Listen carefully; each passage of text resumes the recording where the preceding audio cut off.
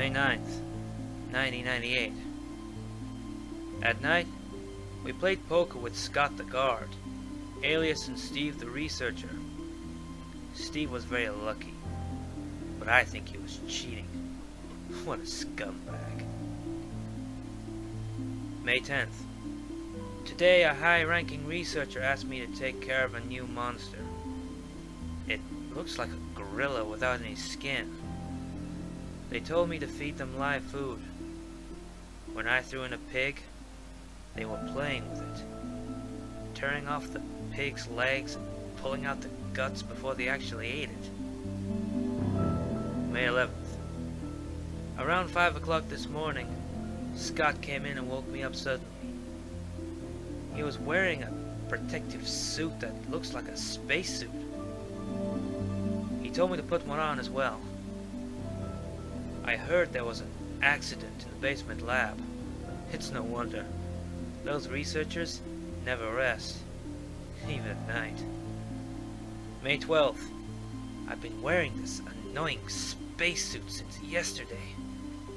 My skin grows musty and feels very itchy. By way of revenge, I didn't feed those dogs today. Now I feel better. May 13th. I went to the medical room because my back is all swollen and feels itchy. They put a big bandage on my back, and the doctor told me I did not need to wear the spacesuit anymore. I guess I can sleep well tonight. May 14th.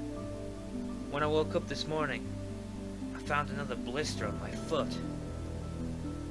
It was annoying, and I ended up dragging my foot as I went to the dog's pen. They have been quiet since this morning, which is very unusual. I found that some of them had escaped. I'll be in real trouble if the higher-ups find out. May 15th. Even though I didn't feel very well, I decided to go see Nancy. It's my first day off in a long time, but I was stopped by the guard on the way out. They say the company has ordered that no one leaves the grounds. I can't even make a phone call. What kind of joke is this? May 16th. I heard a researcher who tried to escape from the mansion was shot last night. My entire body feels burning and itching at night. When I was scratching the swelling on my arms, a lump of rotten flesh dropped off. What the hell is happening to me? May 19th. Fever gone, but itchy. Hungry. I need dog food. Itchy, Scott came. Ugly face so Kill him. tasty. Itchy. Tasty.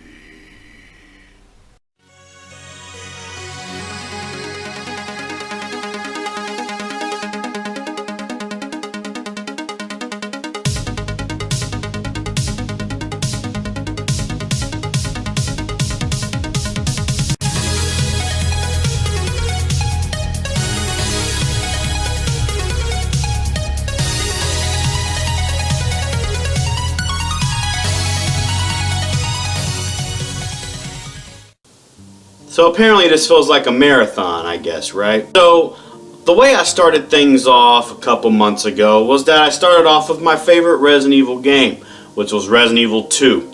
Then, that next month, I talked about my second favorite Resident Evil game, which was Resident Evil 3.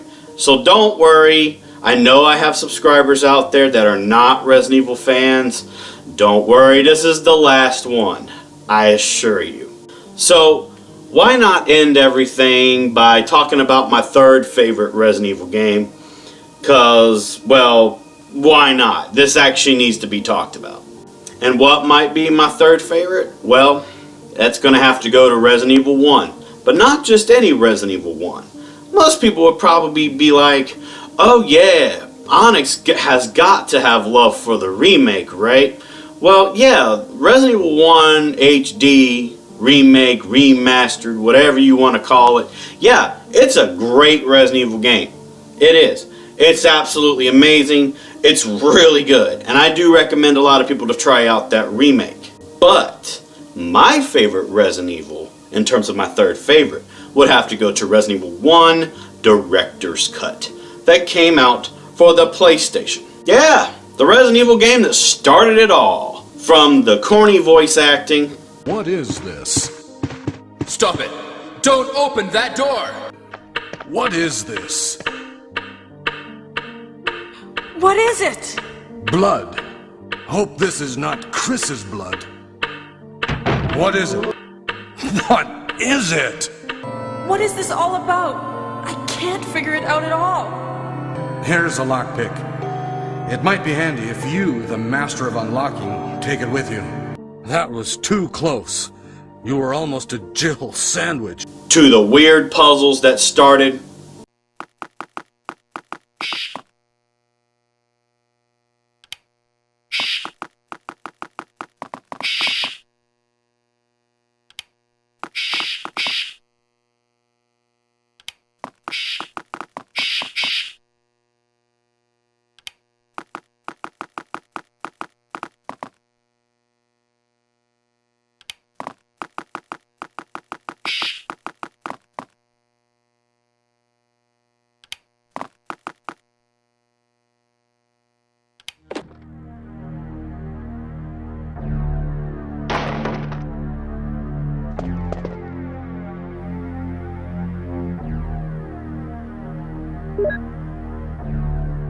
To even a lot of unanswered questions that sparked in future titles after this game was released. As you know, Resident Evil 2 came out later on, and Resident Evil 3, and Code Veronica. Things started just forming.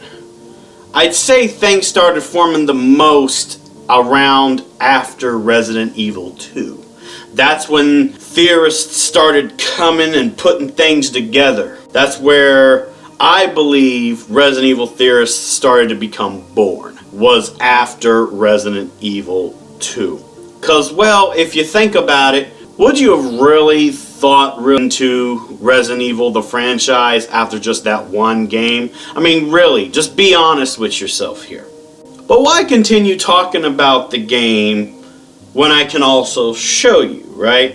I think that's what a lot of people are wanting. I guess I should get right on to it, right? I mean, I'm excited. Let's get right on into it. So, everyone, sit back, get your favorite drinking beverage, get your favorite snacking item, and we're going to be diving right on in to Resident Evil Director's Cut. So, let's get right on in.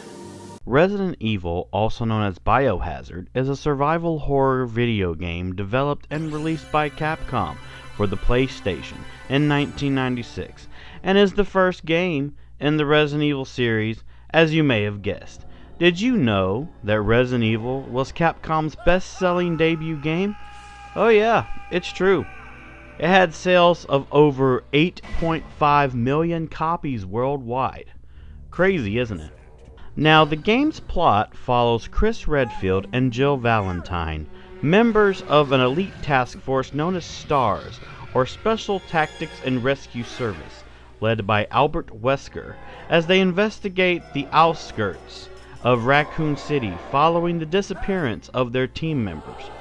When they land by helicopter, they are all greeted with a growling introduction by some deformed dogs.